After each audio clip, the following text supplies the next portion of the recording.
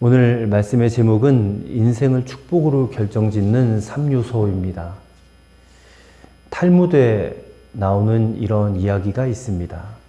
한 왕이 신하들에게 명령합니다. 너희들은 가서 세상을 돌아다니면서 이 세상에서 가장 존귀한 것을 한번 찾아보거라. 그걸 가지고 와라. 하고 명령을 내렸습니다. 그리고 또 한 부류의 신하들에게는 너희는 다니면서 세상에서 가장 천한 것을 찾아가지고 오너라. 그렇게 명령을 했어요. 그렇게 두 부류로 가장 존귀한 것, 가장 천한 것을 찾아와라. 그렇게 해서 1년이 지났는데 그 신하들이 돌아왔습니다. 그래서 가장 존귀한 것을 찾아왔는데 그것이 뭔가 상자를 열어봤더니 무엇이 들어있었겠습니까? 거기에 사람의 혀가 들어있습니다. 또 가장 천한 것이 무엇인가 또 다른 상자를 열어봤는데 거기에도 역시 사람의 혀가 들어있었다는 것입니다. 이 탈무드가 주는 지혜가 바로 이것입니다. 사람의 혀가 가장 존귀하기도 하면서 또 가장 천하기도 하다. 사람의 혀를 잘 쓰면 이게 얼마나 귀한지 모릅니다. 얼마나 가치 있는지 몰라요. 낙심한 자를 이렇게 세우고 절망한 자, 좌절한 자에게 소망을 줄 수 있는 것이 사람의 혀죠. 근데 반대로 이 혀를 잘못 쓰게 되면 어떻게 되겠습니까? 그렇게 천하고 악한 것이 있을 수가 없어요. 잘못 쓰면 한 사람의 인생을 망칠 수 있습니다. 사람을 죽일 수도 있어요. 우리가 인터넷을 하다 보면 어떤 사람을 내 마음에 들지 않는다가 막 비방하고 비난하고 악의적인 의도를 가지고 글을 막 쓰죠? 그것을 우리가 악플이라고 하죠. 악플. 그 악의적인 말들이 보이지는 않지만 이게 얼마나 많은 사람들에게 상처를 주고 아픔을 주고 고통을 주는지 몰라요. 수십 년 동안 특별히 많은 연예인들이 이 악플로 인해서 상처를 받았고 이 악플 때문에 극단적인 선택을 하는 경우도 얼마나 많았습니까? 그래서 요즘에는 연예인들이 나오는 그런 기사에 댓글을 아예 달지도 못하도록 아예 막아버렸어요. 잠언 18장 21절 말씀에 사람이 죽고 사는 것이 혀의 권세에 달려 있습니다. 라고 말씀하고 있어요. 이처럼 한 사람의 인생을 성공으로 이끌기도 하고 파멸로도 이끌기도 하는 것이 바로 혀의 위력이다. 그래서 혀에는 양면성이 있습니다. 이 혀를 잘 활용하면 얼마나 놀라운 축복의 언어가 되겠습니까? 근데 잘못 오용하면 이 얼마나 또 악한 저주와 패배의 언어가 되는지 몰라요. 그래서 이 말을 하는데 하늘에서 부어지는 지혜가, 위로부터 난 지혜가 필요하다. 오늘 말씀에 나와 있지요. 따라서 우리는 오늘 이 본문의 말씀을 가지고 특별히 말과 관련해서 우리의 인생을 어떻게 하면 축복으로 결정지을 수 있을까? 그 세 가지 요소를 함께 살펴보고 또 우리 기도의 제목으로 삼고자 합니다. 첫째로는 말에 실수가 없는 온전한 자가 되라. 그렇게 말씀하고 계세요. 의학자들이 사람의 신경 중에서 우리 몸 안에 신경이 있잖아요. 이 신경 중에서 가장 중요한 신경이 무엇이냐? 중추신경이라고 합니다. 이 중추신경은 뇌에서부터 허리까지 이어진다고 하는데 이 신경외과 의사들이 그들이 말에 따르면 이 중추신경 중에서도 언어 중추신경이 인간의 모든 신경을 지배한다는 거예요. 참 놀라운 일이죠. 언어 중추신경이 모든 신경을 좌지우지한다. 이것은 다른 말로 하면 말이 사람의 행동을 지배한다라는 사실을 밝혀낸 거예요, 의학적으로. 자, 오늘 하나님 말씀에, 본문에 먼저 말을 많이 하는 사람들의 책임이 훨씬 더 무겁다라고 지적을 하고 있습니다. 1절을 보세요. 내 형제들아, 너희는 선생된 우리가 더 큰 심판 받을 줄 알고 선생만이 되지 말라 했어요. 선생이 무엇입니까? 학교 가서 선생님, 그런 선생님을 말하는 게 아니에요. 이 선생은 말로 남을 가르치는 사람을 말하는 것이에요. 모든 분야에서 말로 남을 가르치는 사람이에요. 말로서 남을 가르치는 사람은 책임도 더 크다는 거예요. 그러니 주의해야 된다는 것입니다. 선생된 자의 말 한마디가 사람을 죽이기도 하고 살리기도 한다. 말을 잘하면 영혼도 살리고 성장도 시켜요. 또 교회에도 덕을 끼치고, 그렇지만 잘못 말하게 되면 영혼을 실족시킬 수 있다. 그 말입니다. 그래서 중요한 말씀이 2절 말씀 같이 한번 읽겠습니다. 우리가 다 실수가 많으니 만일 말에 실수가 없는 자라면 곧 온전한 사람이라 능히 온몸도 굴레 씌우리라. 사실 저나 여러분이나 이 말에 실수가 많아요. 여러분, 말에 있어서 완벽한 사람이 누가 있습니까? 왜 사람들 모임 가운데, 교회 안에서, 학교에서, 직장에서 왜 이렇게 시험이 많이 있고, 왜 이렇게 다툼이 있고, 분열이 있고, 갈라짐이 있겠습니까? 다 이 말에 실수가 있기 때문에 그래요. 이건 어쩔 수 없이 우리가 인정할 수밖에 없습니다. 우리가 뭐 흉악한 범죄를 저지르지 않잖아요.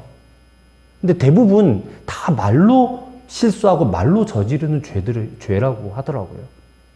이 사람이 하루를 살면서 얼마나 많은 말을 하는지 아십니까? 남자는 하루에 이게 뭐 얼마나 많이 하는지 세어보지는 않았지만 대체적으로, 통계적으로 봤을 때 남자는 하루에 1만 5천 마디를 한대요. 근데 여자는 얼마나 말하는지 아세요? 여자는 3만 마디를 한답니다. 여자는 말을 더 많이 한대요. 이렇게 하루 동안도 많은 말을 하다 보니까 아무래도 말에 실수를 하게 될 수밖에 없고 말로 죄를 지을 수밖에 없다는 것이에요. 그리스도인들이, 성도들이 무슨 도적질하고 강도질하는 것도 아니잖아요. 우린 다 말로 죄 지어요, 사실은. 말로. 근데 안타깝게도 그것을 별로 대수롭게 여기지 않습니다. 대수롭지 않게 여긴다는 것이죠. 3절부터 5절을 보십시오. 우리가 말들의 입에 재갈 물리는 것은 우리에게 순종하게 하려고 그 온몸을 제어하는 것이라. 또 배를 보라. 그렇게 크고 광풍에 밀려가는 것들을 지극히 작은 키로서 사공의 뜻대로 운행하나니 이와 같이 혀도 작은 지체로 돼 큰 것을 자랑하도다. 보라, 얼마나 작은 불이 얼마나 많은 나무를 태우는가. 자, 여기서 비유법을 썼잖아요. 인간의 말, 혀가 그 말들, 옛날에는 운송수단이 말이었으니까 이 말들의 입에다가 물리는 재갈과 같고, 배를 움직이는 키와 같다 그랬어요. 키. 이 말의 입에 물리는 재갈이나 배의 키는 굉장히 작은 거지만 그것 가지고 전체를 움직이잖아요. 한 사람의 인격 혹은 한 사람의 모든 것이 이 말 한마디에 좌우된다는 것입니다. 그래서 오늘 본문은 이 말의 영향력을 불에다 비유하고 있어요. 불. 작은 불도. 우리가 성냥으로 불 하나 딱 켜요. 아니, 담배꽁초 하나 그 산에다 버리면 어떻게 되겠습니까? 그 큰 숲이, 산이 완전 불바다가 되잖아요. 말 한마디가 그런 역할을 한다는 것입니다. 말 한마디가 그 사람의 인격과 인생을 완전히 망쳐버릴 수가 있다. 청소년들 안타깝죠. 우리 여기 앞에도 청소년들이 있지만 청소년들이 가끔 자살했다라는 그런 이제 신문 보도나 기사를 읽습니다. 그러면 이렇게 조사를 해보면 10중 8구가 이 청소년들이 그 부모로부터 아니면 친구로부터 야, 너 같은 것들은 살 필요 없어. 나가 죽어. 뭐 이런 말을 한 번이라도 들었던 아이들이래요.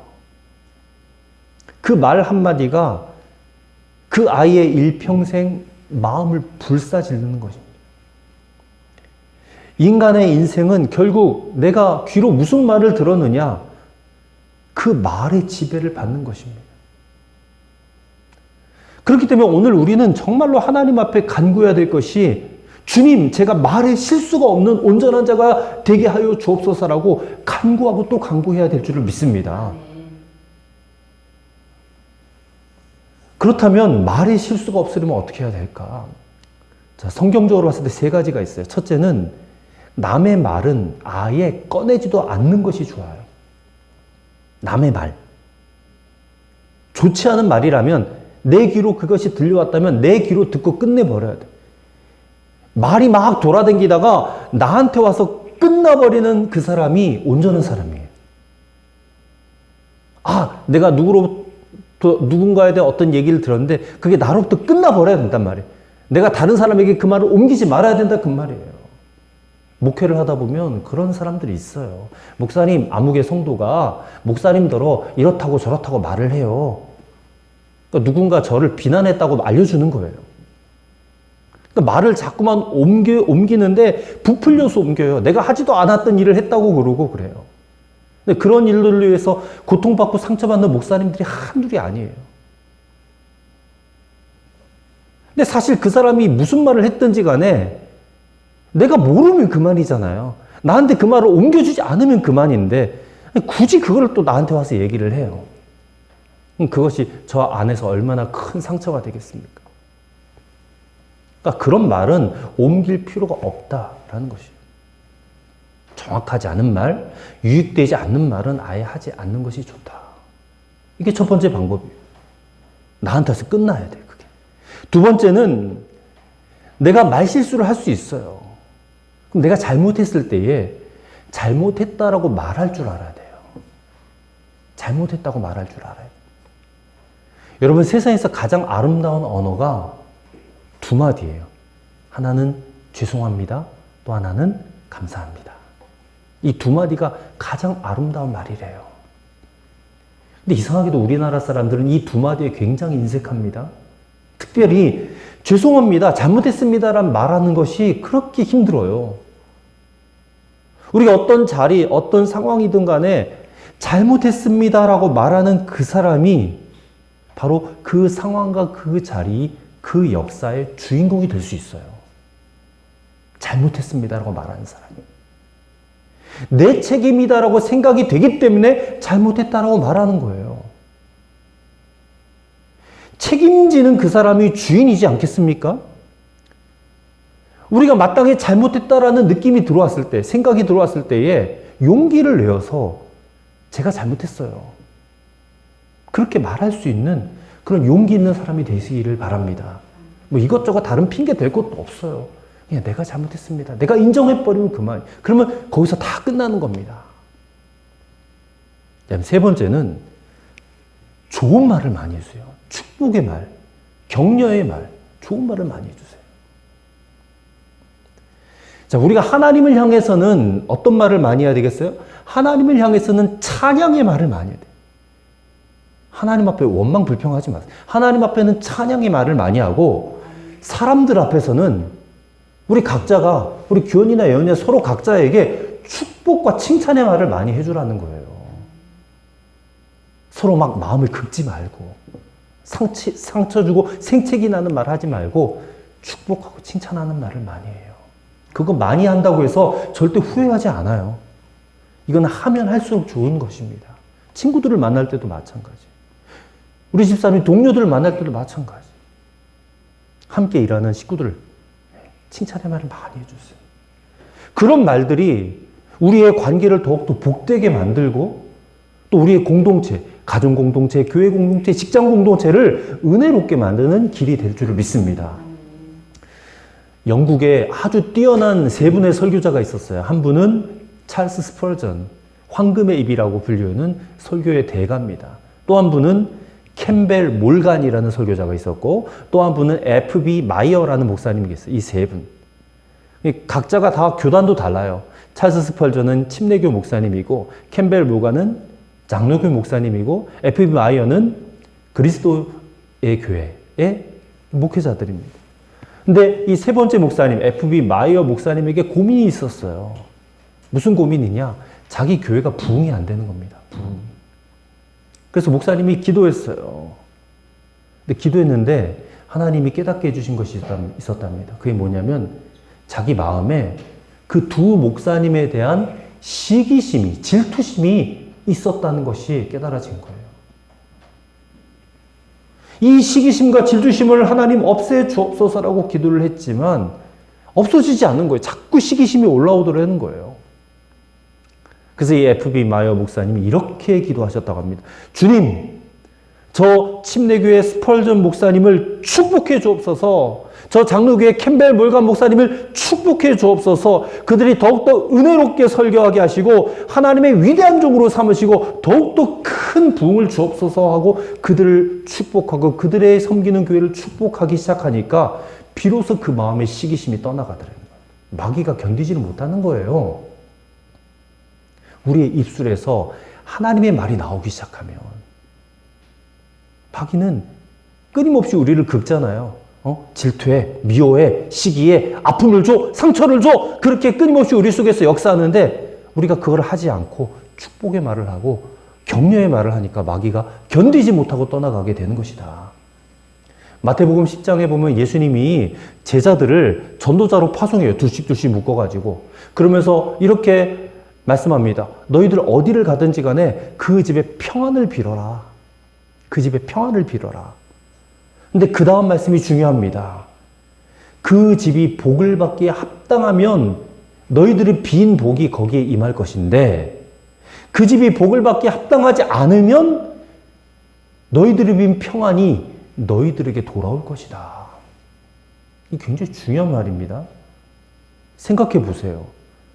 여러분 자신이 복을 받기 위해서라도 남들에게 복을 빌어줘야 돼요. 여러분들이 남들에게 복을 빌어줬는데 그 사람이 복을 받기에 합당하면 그 사람이 복을 받겠죠? 근데 그 사람이 복을 받기에 합당하지 않으면 여러분들이 빈 복이, 축복이 여러분에게 돌아온대요. 그럼 반대도 알아야 되지 않겠습니까? 여러분들이 누군가를 저주했어요? 막 뒷담화를 했어요. 그럼 그가 저주받을 만한 사람이 아니라면 어떻게 했어요? 여러분이 했던 그 저주의 말이 누구에게 돌아와요? 여러분 자신에게 돌아오는 거예요. 여러분의 언어가, 우리 모두의 언어가 좀 더 성숙해져야 되겠습니다. 언어 생활이 거듭나야 되겠습니다.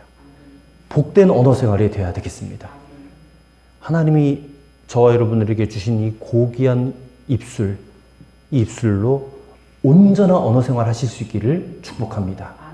하나님 앞에서 온전한 그리스도인으로 인정받는 여러분과 저가 되기를 간절히 축원합니다. 두 번째로 성령의 능력으로 혀를 다스려야 됩니다. 7절과 8절의 말씀을 같이 읽겠습니다. 여러 종류의 짐승과 새와 벌레와 바다의 생물은 다 사람이 길들일 수 있고 길들여 왔거니와 혀는 능히 길들일 사람이 없나니 쉬지 아니하는 악이요 죽이는 독이 가득한 것이라. 그래서 어떻게 하라는 거예요?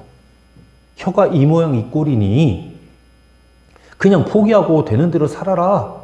섭섭한 거 다 말하고 화낼 거 다 내고 내 직성 풀리는 대로 그렇게 해라. 그런 말입니까 이게? 그런 말 아니죠. 어떻게 해서든지 간에 혀를 다스려야 된다. 혀를 다스릴 줄 알아야지 내 인생이 똑바로 선다. 축복의 인생이 된다라고 말씀하고 있는 거잖아요. 여러분 다 축복된 인생 되기 원하잖아요. 그럼 이 말씀을 잘 귀 기울여 들어야 됩니다. 여러분 혀를 다스려야 돼요. 우리의 혀는 원래 목적이 하나님을 찬송하게 하려고 지음받은 거예요. 자, 근데 9절의 말씀을 보세요. 이것으로 우리가 주 아버지를 찬송하고 또 이것으로 하나님의 형상대로 지음을 받은 사람을 저주하나니 그랬어요. 아니 원래 목적이 하나님을 찬송하게 지어진 혀인데 이 혀를 가지고 또 다른 하나님의 형상인 사람을 저주해서야 되겠느냐. 여러분 나한테 아무리 미운 사람이라 할지라도 하나님은 그 사람을 사랑하십니다. 규현이가 아무리 미운 짓을 해도 그래서 부모가 보기에 아들인 규현이가 너무 미워요. 그래도 하나님은 그를 사랑하신다. 그래서 10절 하반절에 보니까 내 형제들아 이것이 마땅하지 아니하니라. 그러면서 한 가지 비유를 들고 있어요. 11절 샘이 한 구멍으로 어찌 단물과 쓴물을 내겠느냐. 그럴 수 있겠어요? 그럴 수 없습니다. 그런 일이 있다면 모순이지요. 뭔가 잘못된 것입니다. 샘이 구멍이 한 구멍인데 단물과 거기에 쓴물이 같이 나온다면 그 샘은 제대로 된 샘물이 아니죠. 마찬가지로 우리가 입이 하나인데, 혀가 하나인데, 이 한 입에서 하나님 찬송하는 말과 그 다음에 사람을 저주하는 말이 같이 나올 수가 없다. 그 말이에요. 있을 수가 없다. 이거를 인정하세요. 그렇다면 이 혀를 다스리려면 우리가 어떻게 해야 될까? 말은 마음에서 나오기 때문에 먼저 우리의 마음을 다스려야 됩니다. 우리 마음을 지켜야 돼요. 잠언에 보니까 생명의 근원이 우리 마음에서 나온다 그랬어요. 항상 우리 마음에 하나님의 말씀이 있어야 돼요. 하나님의 은혜가 있어야 돼요. 그리고 전능하신 하나님, 좋으신 하나님, 나를 사랑하시는 하나님, 이 세상을 다스리시는 하나님을 찬송하는 마음을 먹어야 돼요. 의지적으로 해야 돼요. 그냥 저절로 가만히 있다고 되는 게 아니에요. 말씀이 내 마음에 있게 하는 것도 의지적으로 해야 되고, 찬송도 의지적으로 해야 돼요. 감사도 의지적으로 해야 돼요. 저절로 있으면 되겠지. 천만에. 뿐만 아니라 우리 마음에 형제를 사랑하는 마음을 가져야 돼요. 의지적으로 가져야 돼요. 왜냐하면 마귀는 항상 하나님과 반대되는 측면을 마음을 갖도록 하기 때문에 그래요. 넘어지게 해요, 우리를. 자꾸 원망하는 마음, 불평하는 마음, 시기하는 마음, 질투하는 마음을 갖도록 해요. 그럼 그런 마음을 먹고 품으면 누가 성공한 거예요? 마귀가 성공한 거예요. 마귀가 승리한 거예요. 마귀는 끊임없이 다른 사람에게 형제에 대해서 시기와 독한 마음을 먹도록 해요. 이런 마귀의 미혹과 유혹이 있기 때문에 우리는 내 마음 정말 조심해야 돼요.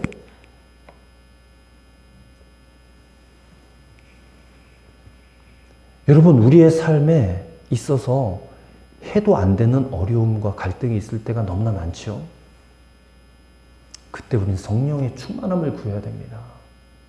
성령의 충만함. 성령의 능력이 아니고서는 안 돼. 그렇기 때문에 성령님을 간구하고 갈망해야 됩니다. 성령 충만이 없으면 우리의 신앙생활은 아예 불가능합니다. 우리의 의지로 되는 신앙생활이라면 주님께서 성령을 구하라고 하지도 않으셨을 거예요. 의지적으로는 해야 되죠.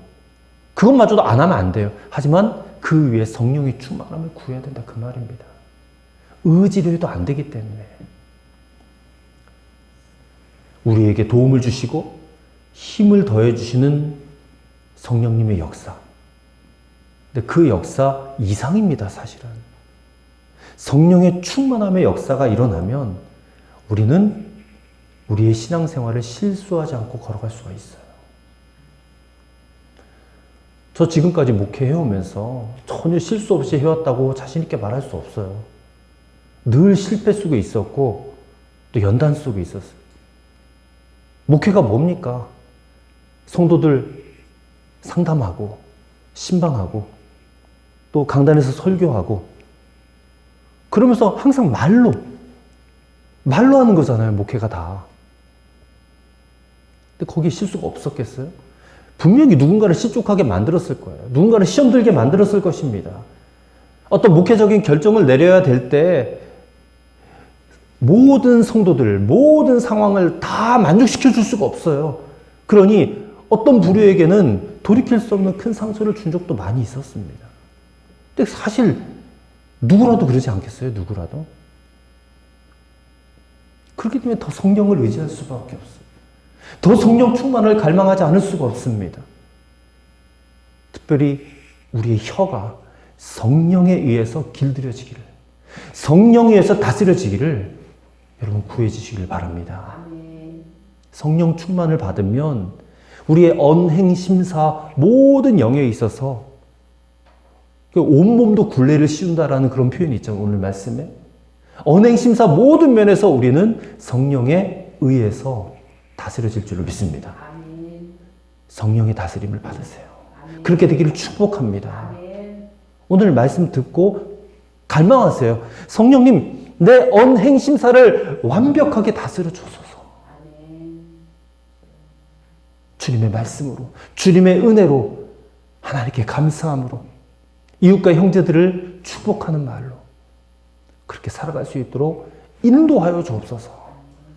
강력하게 갈망하고 기도하는 오늘 이 시간이 되기를 바랍니다. 아멘. 끝으로 위로부터 난 지혜를 추구하라. 위로부터 난 지혜를 추구하라는 것입니다. 13절의 말씀을 같이 한번 읽겠습니다. 너희 중에 지혜와 총명이 있는 자가 누구냐? 그는 선행으로 말미암아 지혜의 온유함으로 그 행함을 보일지니라. 아멘. 아멘. 자, 이 말씀에서 두 가지로 우리의 지혜를 보이라 말씀하고 있습니다. 한 가지는 우리의 선행이에요. 그리고 또 한 가지는 지혜의 온유함이에요. 여기에 특별히 지혜의 온유함으로 그 행함을 보일지니라 라고 했습니다. 지혜의 온유함이 뭘까? 쉽게 말해서 지혜로운 사람이 온유한 사람이다 그 말이에요. 온유하지 못하면 아무리 말로 잘 떠들어도 지혜롭지 못한 거예요. 우리의 마음을 한번 잘 들여다보시기 바랍니다. 이 지혜가 두 근원에서 나와요. 하나는 세상의 지혜, 땅의 지혜고 또 하나는 위로부터 오는 지혜예요. 여러분, 우리 마음속에서 일어나는 지혜가 어디에서부터 오는 것인지를 분별할 수 있어야 돼요. 근데 먼저 땅의 지혜가, 세상에서부터 오는 지혜가 무엇인지를 14절의 말씀을 같이 한번 읽어보도록 하겠습니다. 14절입니다. 그러나 너희 마음속에 독한 시기와 다툼이 있으면 자랑하지 말라. 진리를 거슬러 거짓말하지 말라. 여기 보세요. 너희 마음속에 독한 시기와 다툼이 있으면, 새해를 맞이해서 어느 초등학교 교장 선생님이 선생님들을 다 불러 모았대요. 그리고 새해에는 어떻게 살 것인지 자신들의 결심을 한 가지씩 적어오라고 했습니다. 며칠 뒤에 선생님들은 자신의 결심들을 적어서 교장 선생님에게 제출했대요. 교장 선생님이 그걸 다 읽어보시고 그 가운데 몇 가지를 골라가지고 선생님들 앞에서 읽어주었답니다. 그랬더니 어느 한 선생님이 손을 번쩍 들더니 막 고함을 지르며 화를 내면서 항의를 해요. 아니, 교장 선생님, 왜 제 것은 읽지 않습니까? 왜 빠뜨리는 것입니까? 그래서 교장 선생님이 머리를 극적거리면서 대답했습니다. 아, 선생님 죄송합니다. 미처 제가 챙기지 못해서 그런 것이니 잠깐 기다려 보십시오 하고 그 선생님이 쓴 것을 찾았어요. 그래서 그 선생님이 뭐라고 썼는지를 읽어주었답니다. 거기에는 이렇게 적혀 있었어요. 나는 금년 한 해 절대로 사소한 일에 화를 내지 않겠습니다. 그랬대요. 이게 지금 자신의 결심과 행위가 맞지 않는 거죠. 근데 왜 그런 일이 발생하느냐? 마음에 독한 시기와 다툼이 있으니까 그래요.